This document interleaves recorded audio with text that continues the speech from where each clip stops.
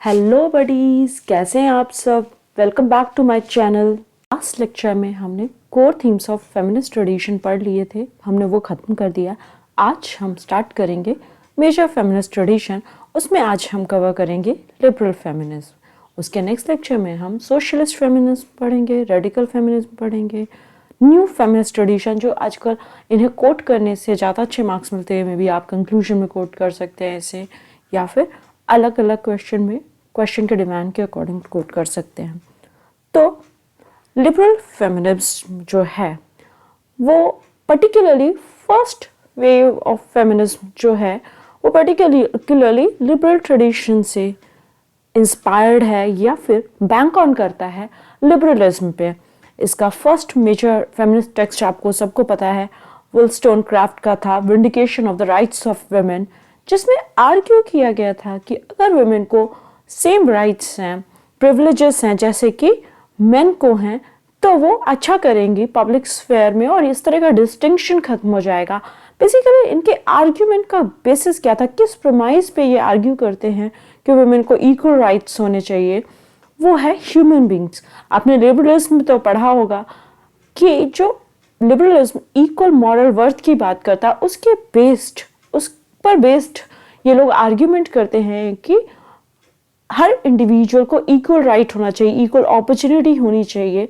तो similarly liberal feminism, जैसा कि आप देख सकते हैं कि लिबरल फेमिनिज्म नाम से ही समझ आता है कि लिबरल ट्रेडिशन या लिबरलिज्म से इंस्पायर्ड है। तो ये लिबरल फेमिनिज्म जो है, इसमें जेएस मिल भी आएंगे जिन्होंने on the subjection of women लिखा है। इनका मानना है कि सोसाइटी को रीजन के बेसिस पर डिसाइड करना चाहिए, मेरिट के बेस पर डिसीजन लेना चाहिए कि कौन किस तरह का काम करेगा, rather than accident of birth, जो कि इनका कहना है कि इस केस में, वुमेन के केस में सेक्स होता है वो इररेलेवेंट होता है।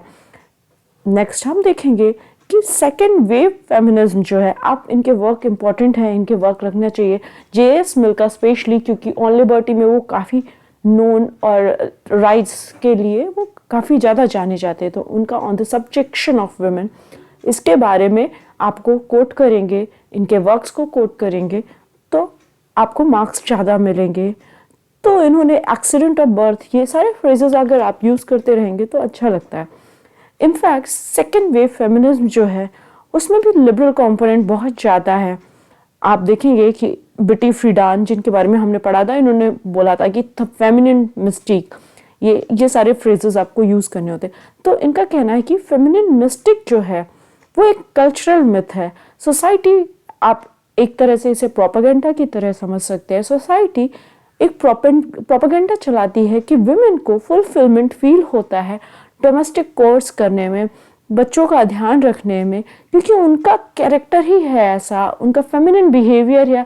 आप एक तरह से लिंक कर सकते हैं कि कैसे कंजर्वेटिस्ट भी इस तरह की बातें करते थे कि वुमेन बाय सेक्स ही इंक्लाइंड होती है, उनकी जो इस तरह की नेचर है वो नेचर ने ही डिसाइड किया है, क्योंकि वो biologically women born as a women है, तो वो नेचुरली इंक्लाइंड है या नेचर ही उन्हें ये काम देती है।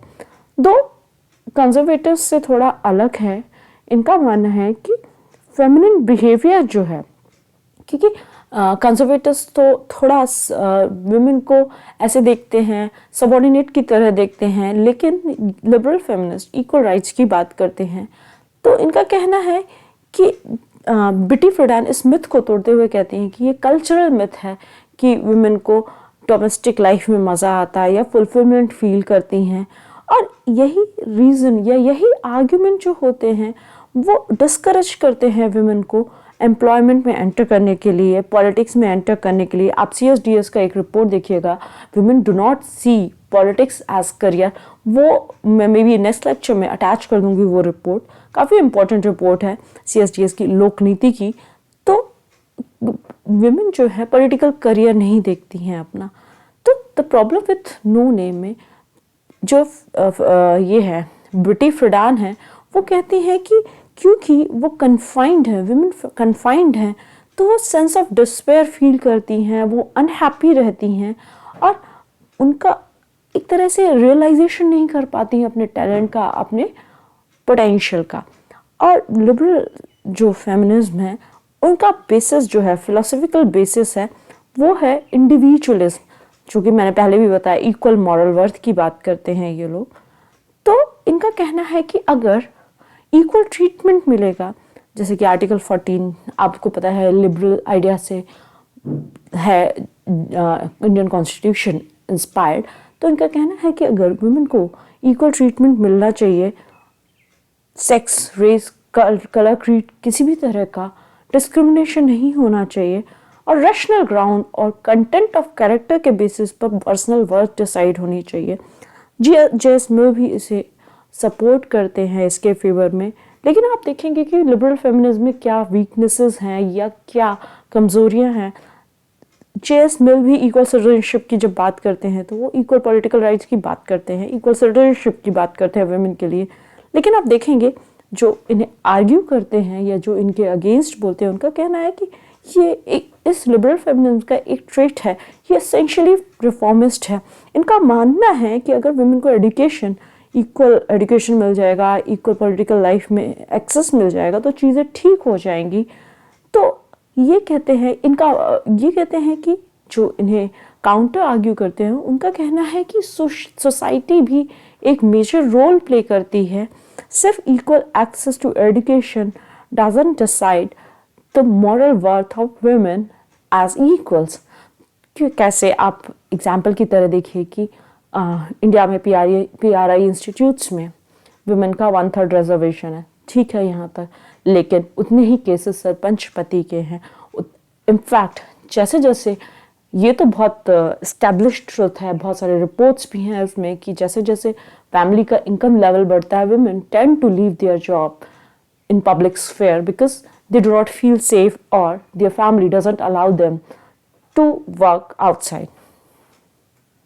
तो बेसिकली लिबरल फेमिनिस्ट जो हैं वो अज्यूम कर लेते हैं कि अगर वुमेन को एक्सेस होगा एजुकेशन का, तो वो पॉलिटिकल स्फेयर में या डिस्टिंक्शन जो है सेक्स के बेसिस पर जो है पब्लिक स्फेयर में या एजुकेशन के फील्ड में या किसी भी और भी तरह के स्फेयर में, वो धीरे धीरे फेड हो जाएगा। लेकिन ये सही नहीं है। आप खुद भी देख सकते हैं कि वर्किंग वुमेन को भी फाइनेंशियल ऑटोनॉमी नहीं होता है, और सोसाइटी इंक्लाइंड है कि वो एक तरह से वुमेन को कन्फाइन कर देती है, या एक तरह से इंक्लिनेशन होता है।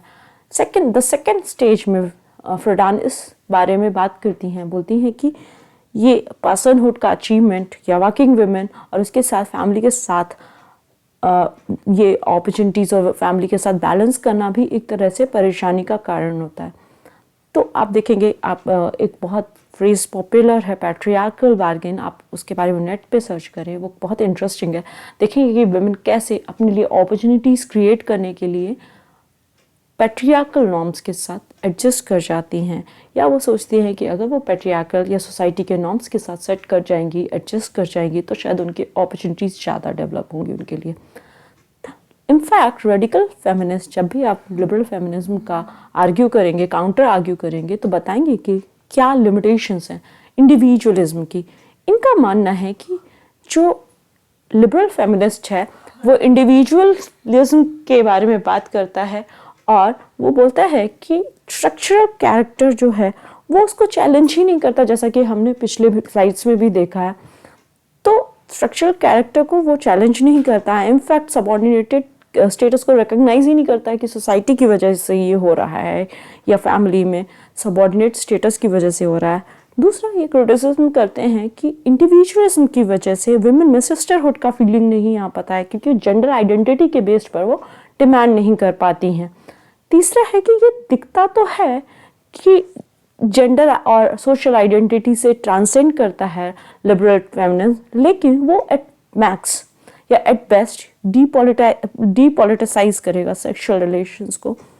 चौथा, जो आर्ग्यू करते हैं ये लोग रेडिकल फेमिनिस्ट, उनका कहना है कि ये रिकॉग्नाइज नहीं कर पाता है कि जो वुमेन है उनका जो एक्सेस है अपॉर्चुनिटीज़ का, वो डिपेंड करता है कि वो किस सोशल क्लास से आती हैं, किस कास्ट से आती हैं, इन सब चीज़ों में।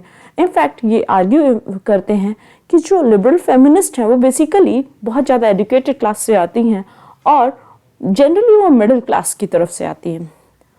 तो आप ये देखेंगे कि इनको काउंटर आर्ग्यू करेंगे रेडिकल फेमिनिस्ट, सोशल फेमिनिस्ट, और इनफैक्ट इनका मानना है कि ये डिसएडवांटेज को कंसिडर नहीं करता, रिकग्नाइज नहीं करता है सोशल क्लास को, रेस को।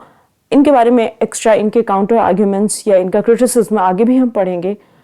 एक ब्लैक वुमेन और डेवलपिंग वर्ल्ड की वुमेन का जो आर्ग्यूमेंट्स आते हैं या फिर सोशल फेमिनिस्ट को, तो इनके बारे में हम आगे पढ़ेंगे। इनफैक्ट 21st सेंचुरी में फेमिनिज्म कैसा है, क्या है, वो भी हम आगे पढ़ेंगे। That's it from my side. Thank you for watching my channel.